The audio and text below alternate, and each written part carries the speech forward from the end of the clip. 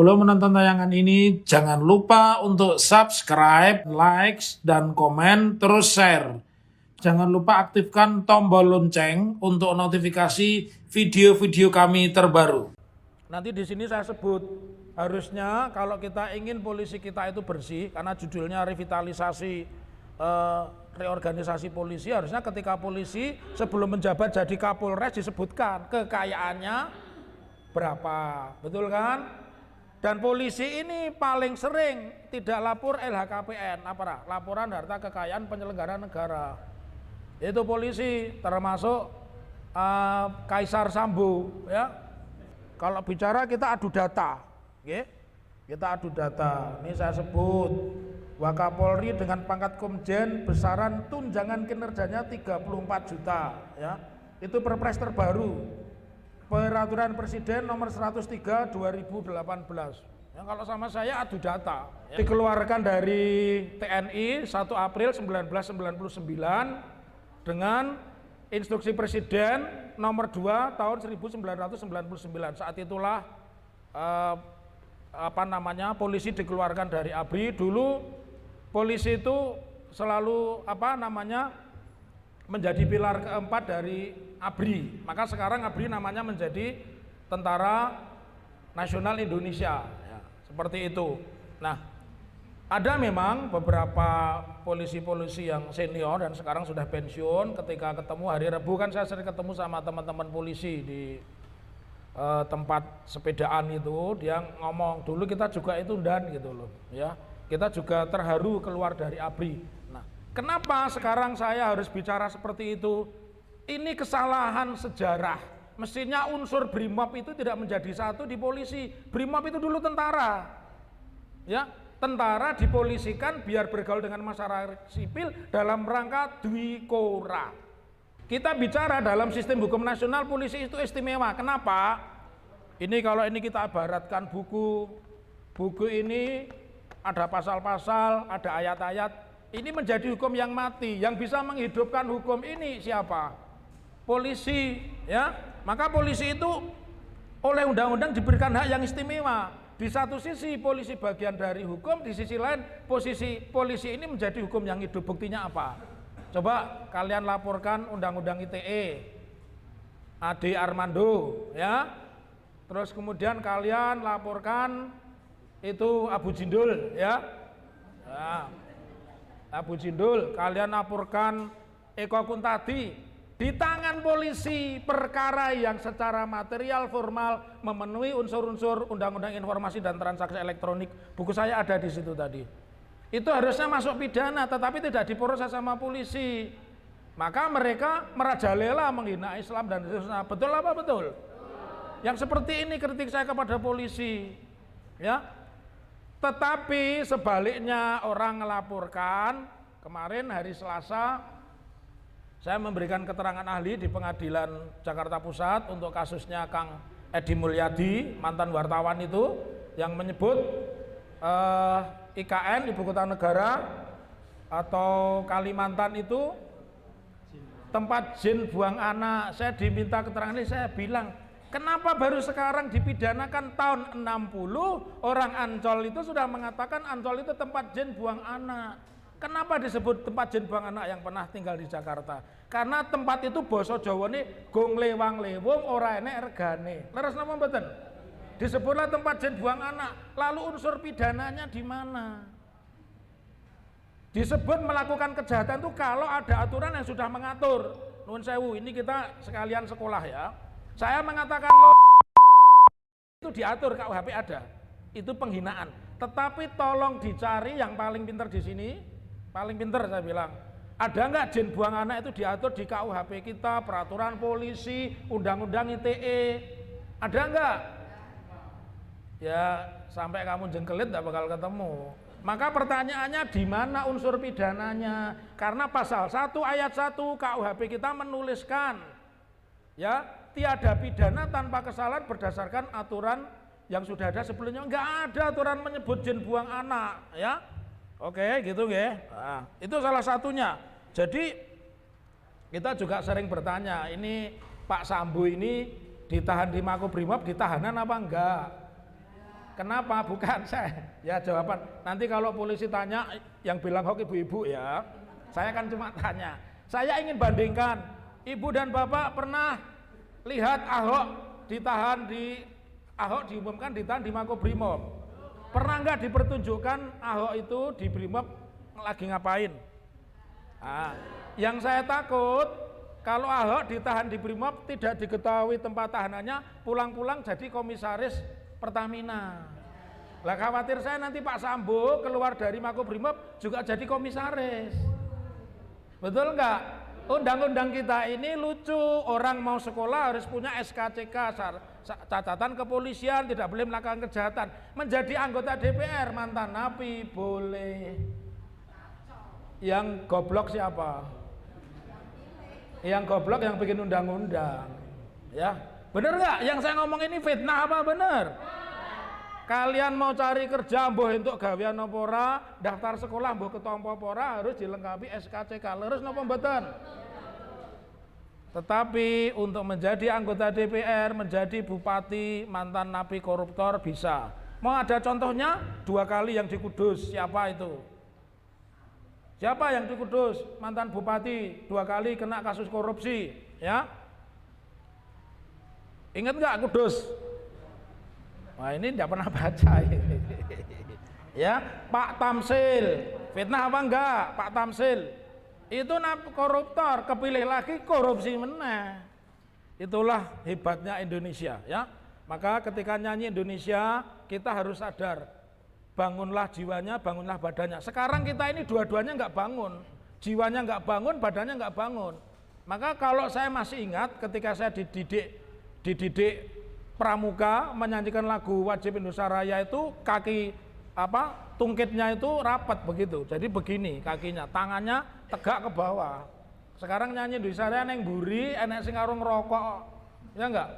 Jadi saya sepakat dengan panitia muslimin itu tunjukkan bahwa kita juga cinta NKRI ya, dengan menyanyikan lagu Indonesia Raya. Tapi besok ditertibkan nyanyinya yang benar, ya. Iya, nggak bisa lo ngarang. Dan jangan lupa itu penipuan sejarah. Wage Rudolf Supratman itu ternyata seorang muslimin. Tapi kita tahunya yang digede-gede Rudolf, dia itu muslimin.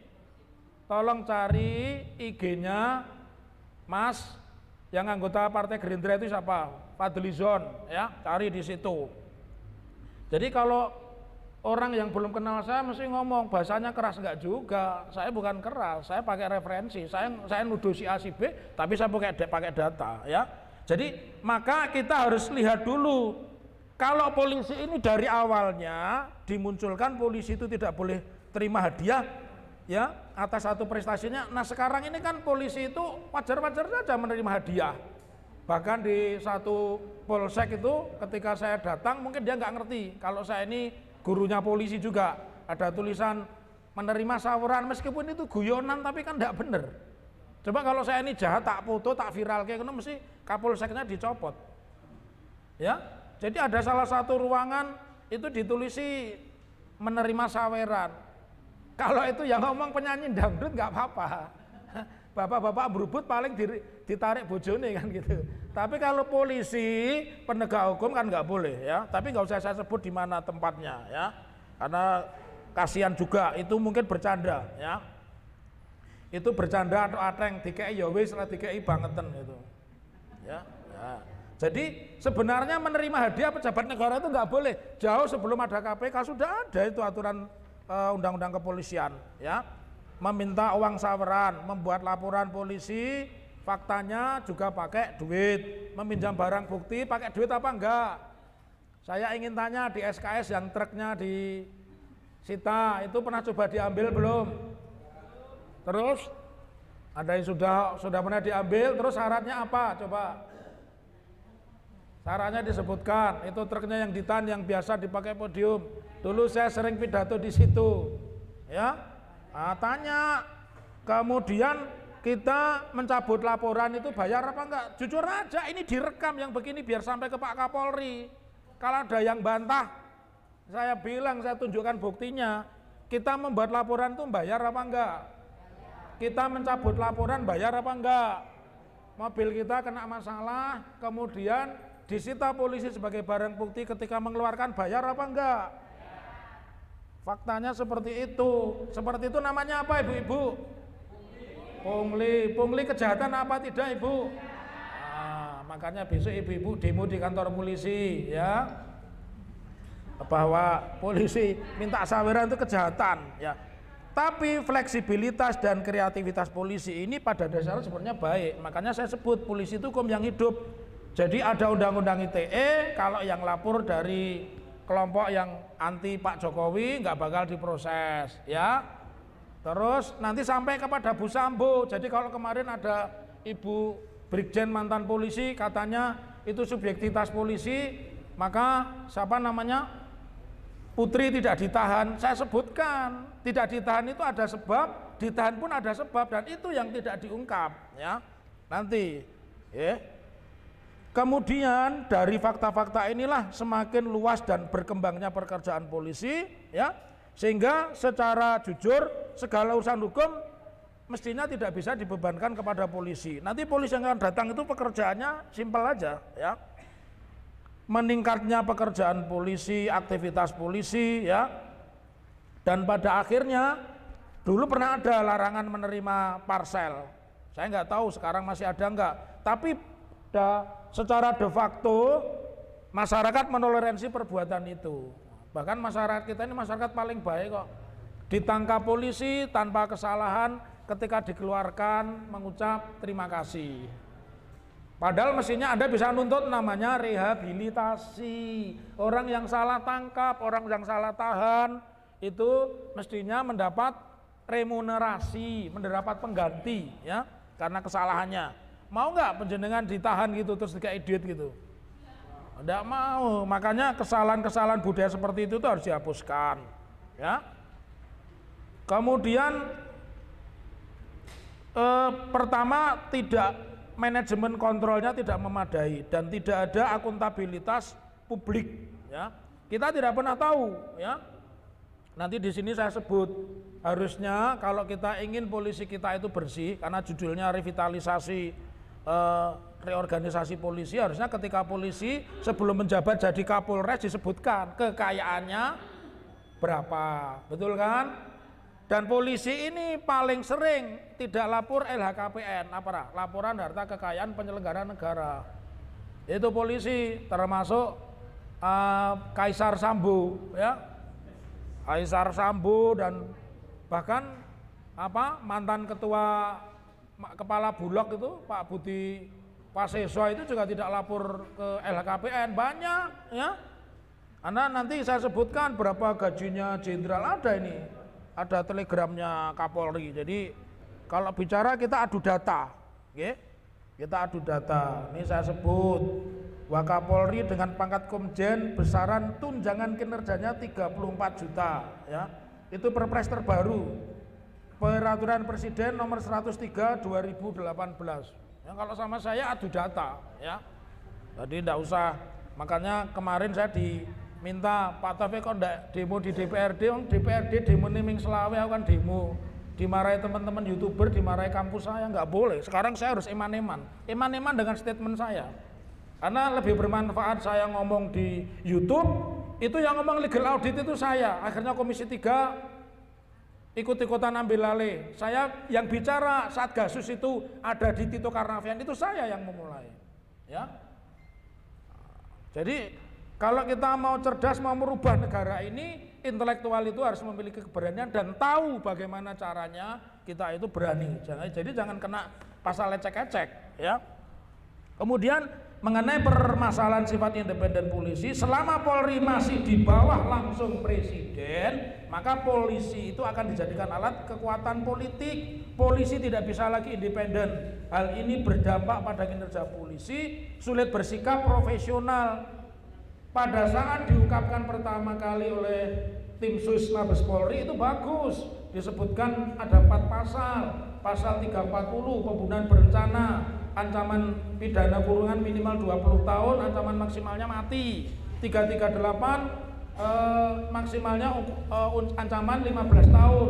Kemudian 55 sebagai aktor intelektualis diancam 10 tahun. Kemudian pasal 56 tentang turut serta, bagus. Tapi kemudian ketika rekonstruksi menjadi apa namanya semacam sinetron, ya. Saya tulis itu di status FB saya, ya. Karena tidak independen otomatis polisi tidak profesional.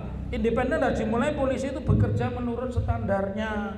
Tidak ada tekanan, tidak ada pesanan dari kekuatan politik manapun. Sekarang ini orang punya jabatan bisa ngatur polisi, orang punya kekayaan bisa ngatur polisi. Betul apa betul? Iya, jadi ini bukan fitnah. Bayangkan ini di Solo saja kita punya kasus. Ingat bos Chat? Ingat nggak bos Chat yang nabrak? Itu yang ditabrak itu anak polisi loh. Ya, awalnya pembunuhan berencana, tahu-tahu sampai pengadilan, jaksanya sakit kembung, hakimnya juga sakit kembung, dituntut 1 tahun, banding kena 10 bulan. Bayangkan melindas orang dengan mobil sampai mati, tidak dikenakan pasal pembunuhan, tapi laka lantas. Ya, mana? Setelah ini kira-kira gimana? Gerundel di WhatsApp group yang ngomong, di Facebooknya ngomong, di YouTube. Begitu ibu bapak kalau memaksimalkan. Saat ini banyak keuntungan oleh kekuatan politik sehingga digunakan untuk mencari kelemahan oposisi tadi, munculnya laporan-laporan ITE. Ya, kalau yang pro Pak Jokowi, pendukung Pak Jokowi, walaupun menjelek-jelekan Islam, menjelek-jelekan tokoh Islam, nggak ada yang diproses. Bahkan Pak Anies itu oleh Ruhut, ya, itu kan digambarkan seperti orang Papua, tapi nggak ada polisi nangkep. Tapi giliran mantan Menteri Olahraga siapa? Roy Suryo.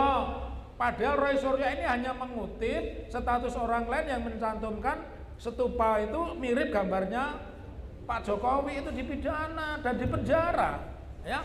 Termasuk yang mengatakan IKN itu tempat jin buang anak, dipenjara. Itu yang harus diluruskan, ya. Jadi kalau kita ingin independen, presiden tidak lagi bisa menggunakan polisi untuk menekan lawan politiknya. Oleh karena itu usulan-usulan saya, polisi itu dijadikan satu dengan kejaksaan sebagai departemen penyidikan. Jadi reserse kriminal itu mestinya dijadikan satu seperti di Amerika dengan kejaksaan. Jadi nggak ada perkara pingpong, ya. Perkara bertahun-tahun sepanjang belum ada SP3 tidak dianggap polisi tidak menjalankan. Baru muncul SP3 polisi dianggap mendiamkan perkara, nggak boleh. Jadi polisi ke depan itu hanya 2, ya.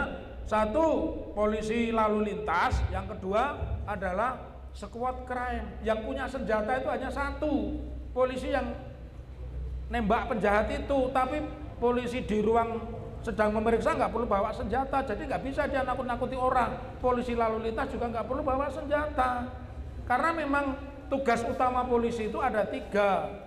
1, melindungi warga negara masyarakat, ya. 2, menjaga keamanan masyarakat. Yang ketiga ini melakukan penegakan hukum. Itu tugas polisi. Ketika 1 April 1999, sayangnya watak-watak militernya itu masih ada di polisi. Sekarang lahirlah seperti Sambo. Bayangkan, kepada anggota polisi pun dia tembak, dia perlakukan seperti itu. Bagaimana orang biasa seperti saya, seperti Mas Barun Sagir, walaupun pakaiannya tentara misalnya, ya, siapa di depannya Sambo? Bayangkan itu, ya. Ini tidak boleh terjadi, ya. Kemudian kalau kita lihat, maka untuk cara paling ampuh mengurangi polisi buruk adalah memperpanjang akuntabilitas publik dan transparansi organisasi polisi. Termasuk Satgasus itu tidak cukup dibubarkan. Ada sprint surat perintah dari Pak Sigit, dan itu sudah ada 2019 di saat Kapolri dijabat oleh Pak Tito Karnavian. Kalau ucapan saya, Pak Tito pasti sudah minta tolong untuk nangkep saya, tapi faktanya ucapan saya benar. Bagaimana mungkin dibubarkan, keuangannya tidak diaudit? Betul tidak? Kenapa pertanyaan saya? Polisi itu badan hukum publik, kita ini badan hukum pribadi. Ibu bapak dan saya yang ada di sini ini adalah badan hukum pribadi. Polisi adalah badan hukum publik. Badan hukum publik itu artinya keuangannya disokong APBN. Jadi harus jelas.